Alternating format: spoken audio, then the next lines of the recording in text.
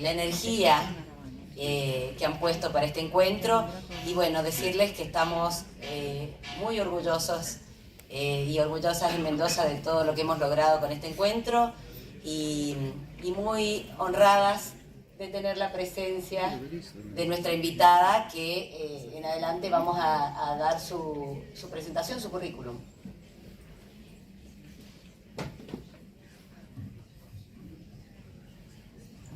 Honorable, la juez Binta Nyako es elegida presidente de la International Association of Women Judges para 2023-2025. Estamos absolutamente encantados de anunciar el nombramiento, la jueza Binta Nyako de Nigeria, como nuestra nueva presidenta.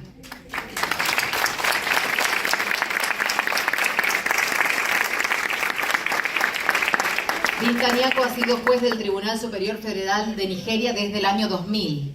Tiene experiencia combinada en la presidencia, judiciales, fallos y dictaciones de sentencias y fallos. Su experiencia abarca leyes penales, constitucionales y de derechos humanos. La jueza Nyako fue nombrada la primera jueza presidenta del estado de Bauchi de 2014 a 2017, lo que la convirtió en la primera mujer en presidir un tribunal superior en Nigeria. También fue fiscal general y comisionada de justicia del estado de Katsina desde 1994 a 1996. Con sus excepcionales habilidades de liderazgo, amplia experiencia y dedicación inquebrantable, estamos seguros de que nos guiará hacia un futuro lleno de crecimiento, éxitos y logros notables. Muchas gracias. Bueno, tenemos algunas preguntas para formularle a Binta, así que vamos a comenzar con esas preguntas, iremos traduciendo como se pueda. Y bueno, vamos adelante con la primera. La primera pregunta en realidad la digo es ¿cuál es su nombre y qué cargo en la función judicial, qué cargo tiene en su país? Pero me parece que ya creo que esa podemos pasar a la segunda, ¿no? Okay, so here's the first question. How many women judges are there in Nigeria and in the Association of Judges in Nigeria? And when was it formed? When was this association formed? ¿Traducís la pregunta también? Sí, cómo no. ¿Cuántas mujeres, cuántas jueces mujeres hay en Nigeria y cuándo se formó la Asociación de Mujeres Mujeres Juezas en Nigeria? Okay. Good morning, everybody. This is one of the times that I regret not learning any other language. I wish I could understand what you were saying directly. Es uno de estos momentos en que le encantaría poder entender lo que ustedes están diciendo directamente. Y sí, pobre, depende de mí, qué espanto.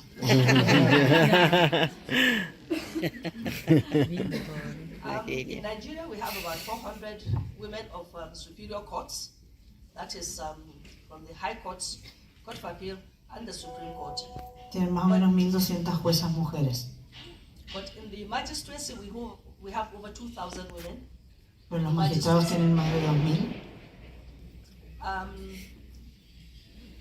In the Supreme Court, we have 6 women sitting in the Supreme Court.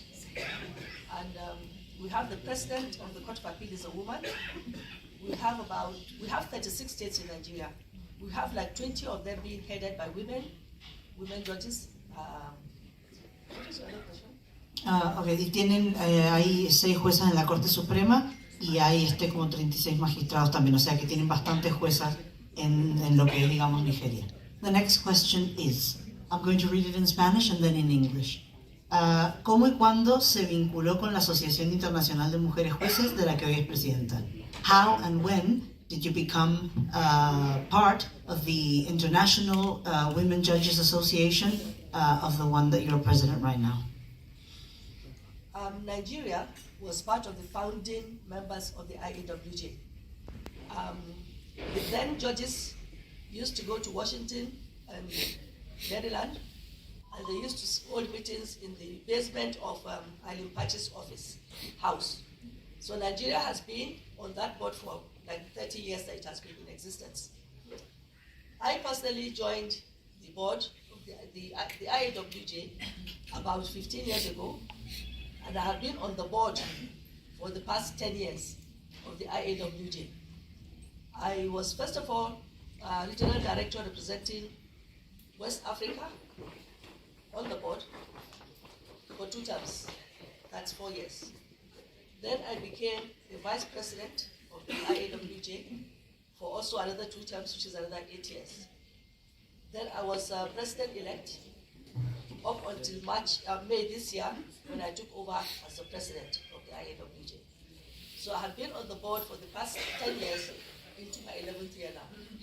Okay, Nigeria fue uno de los estados fundadores, un poco y empezaron a juntarse en Maryland, en Washington.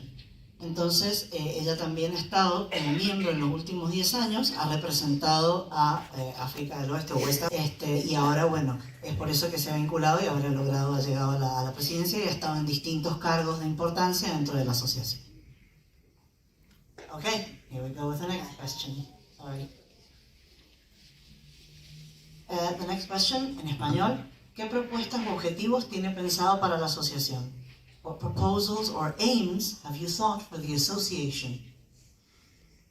Well, this IAWJ has done so many programs over the years. One of the programs was the JEP program. I'm sure the Argentinian associations must have dealt with it at some point. Then we moved on to the sextortion program.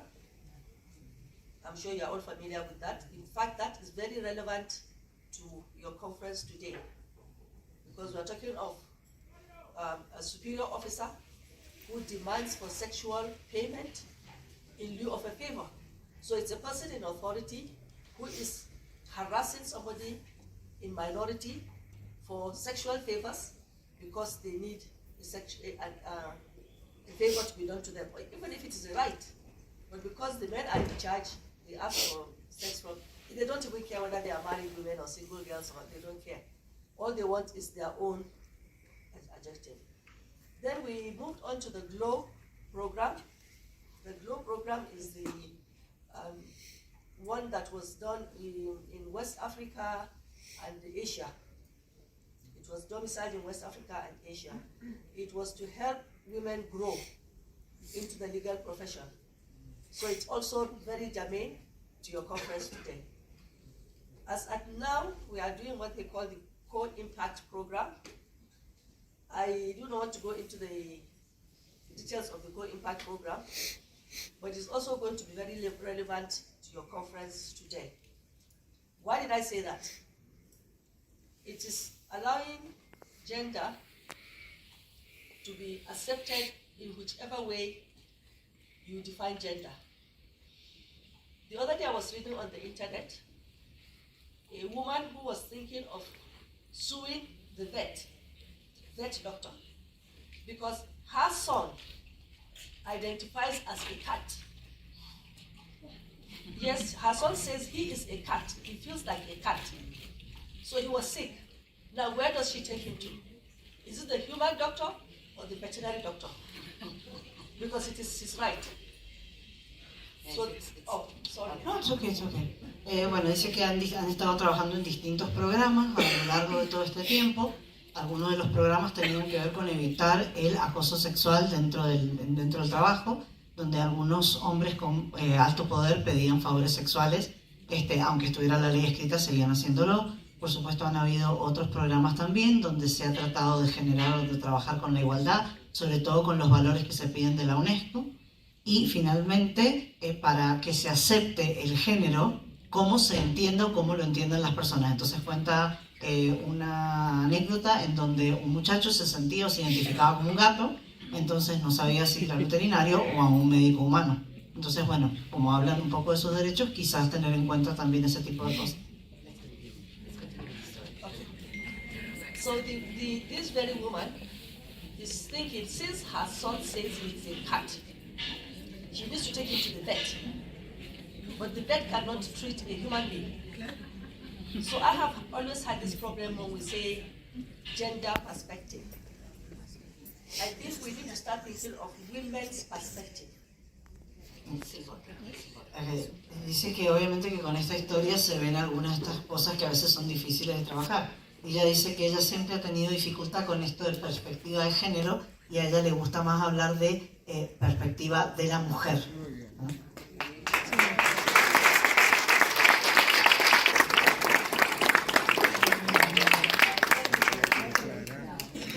are also very soon going to be faced with, you know, in the field of athletics now, in the field of sports, there are transgender men who want to participate in women's sports. But the physique, the IQ, the brains, the physical appearance of a woman is different from that of a man. So when you allow a man, physical man, who identifies as a woman to participate in an all-women's sport, I think already there is discrimination. Because even if you go for weightlifting, the strength of the man is more than that of the woman. So if you now allow men who are now transgender women to participate in women's sports, what would be the outcome? That's why I'm thinking that we should start talking of women perspective, instead of talking about men perspective or gender perspective. I don't know if I'm making sense. Entonces obviamente ya empieza a hablar también un poco de que le preocupa esto de la perspectiva de género y da el ejemplo de las atletas que son mujeres trans y que quieren participar en deportes junto con mujeres cis. Entonces obviamente dice que los hombres y las mujeres, un hombre físicamente un hombre y una mujer físicamente son diferentes, entonces que para que a veces cuando se permite esto, quizás un hombre que tiene más potencia física participa en los deportes que corresponden a las mujeres cis, obviamente que también ahí hay una discriminación. Entonces por eso para ella es muy importante que tengamos esta perspectiva femenina o de mujer más que de género.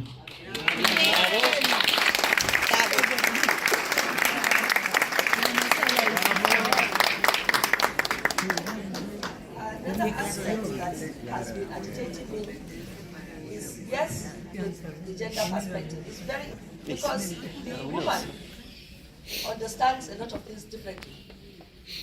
In my country, we used to have problem with appointing women judges, because the men will say, no, 9 months in a year, you are pregnant, then after pregnancy, you are breastfeeding. After that, your husband is not well, so you have too many considerations as a woman. So they were discriminating against appointment of women judges. Ella dice que también obviamente que ha crecido mucho, que dice que para ella también la perspectiva de género es importante, porque en Nigeria, en su país, había, digamos, objeciones para que hubieran juezas mujeres o en distintas profesiones, justamente porque primero se quedaban embarazadas, después tenían que amamantar y finalmente tenían que cuidar al marido. Entonces habían demasiados obstáculos para que las mujeres participaran de igual a igual en el mundo legal o en cualquier sistema, ¿no? So, what happens now? They decide to appoint women whom they think are past childbearing age, maybe from 40, 45, and then you have a retirement period. So by the time you get all the experiences on the bench, it's about time for you to go. Entonces empezaban a contratar a las personas a partir del momento en que ya no podían tener hijos o que sus hijos eran grandes, pero para cuando adquirían la experiencia ya era hora de jubilarse, entonces no era justo. But when I was president of the Nigerian chapter, what I succeeded in doing was to get a family desk at every police station. There is a woman on the family desk in every police station. Lo que ella logró también fue que en cada estación de policía hubiese como un escritorio o una oficina de familia, donde había una mujer sentada en esa oficina para poder recibir a quien necesitara. And she says that this is very what you did because it's to do in Nigeria. It is very difficult. They still don't. They are still not very comfortable enforcing it. A lot of states have what they call family courts. Family courts are supposed to be dealing with gender issues, but you still come back to the cultural issue. In Nigeria, the men are dominating. We are patrilineal. They hardly ever recognize the mother. They recognize the father. And the fathers are I don't want to say they are the greatest culprits. Just a few days ago, there was this young child that went on social media. He's 8 years old. His father died. His mother married somebody else. And that somebody else does not want the child. So she abandoned the child because she is not empowered. So another thing we need to look at, I know as judges, we don't go out and discuss and enlighten people, but in our own small communities, I think we can do that. Women must be empowered. If they are not empowered, all we are talking about is going to go to naught. Because if you abandon an 8-year-old child because your new husband doesn't want the child, who is going to look after that child? Is he not your primary responsibility? If the man maltreats that child, whose fault is it? Y entonces ella dice que es cierto, te contestaba que, que es verdad que no es fácil hacer esto en Nigeria, y que en Nigeria obviamente todos los temas de género los trataban los juzgados de familia. Pero claro, el aspecto cultural generaba muchos obstáculos, y entre ellos que son una sociedad patrilineal y patriarcal, donde el padre tiene toda la potestad del poder y las mujeres no. Entonces cuento una anécdota de un niño de 8 años que como su madre se volvió a casar porque su padre falleció y como el padrastro no lo quiere, la madre lo abandona porque ella no tiene poder de decisión. Entonces ella dice, ¿cómo es eso justo cuando cuidar a ese niño es tu responsabilidad? Y cómo es posible que por este patrilineado no se pueda hacer eso. But all the same, as we are talking about gender perspective, we also know that domestic violence,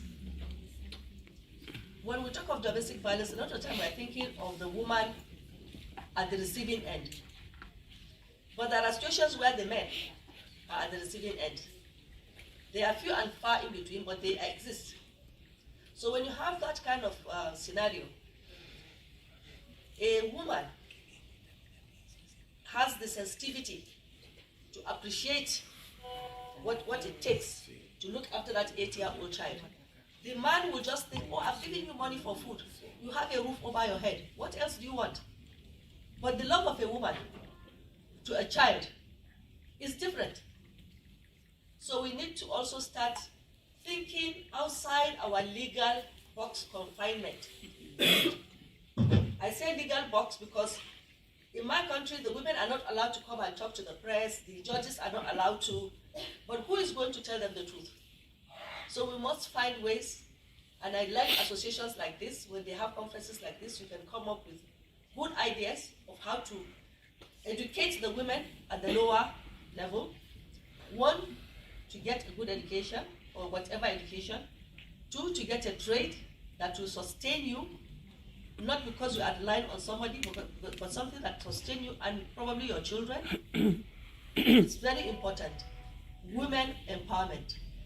Bueno, entonces, obviamente que habla de que es importante el empoderamiento femenino y cuenta que tenemos que un poco salir de nuestra cajita del pensamiento que cada uno tiene, incluso desde su perspectiva legal, para tener en cuenta que también existen hombres que reciben violencia doméstica, no solo las mujeres, y que por lo tanto la perspectiva de una jueza es importante porque tiene otra sensibilidad, porque tiene otra mirada, y esa sensibilidad y esa mirada hay que tenerla en cuenta, porque dice que muchas veces algunos hombres no tienen esta perspectiva, ya te di techo, ya te di plata, ya tenés lo que necesitas, ¿qué otra cosa querés? En cambio que la sensibilidad femenina puede ayudar en estos casos, y que le gustan estas asociaciones o que está muy contenta de que existan porque en estos lugares se conversan estas cosas y se pueden generar nuevas ideas o buenas ideas para poder educar a las mujeres de todos los estratos y poder darles el empoderamiento que necesitan.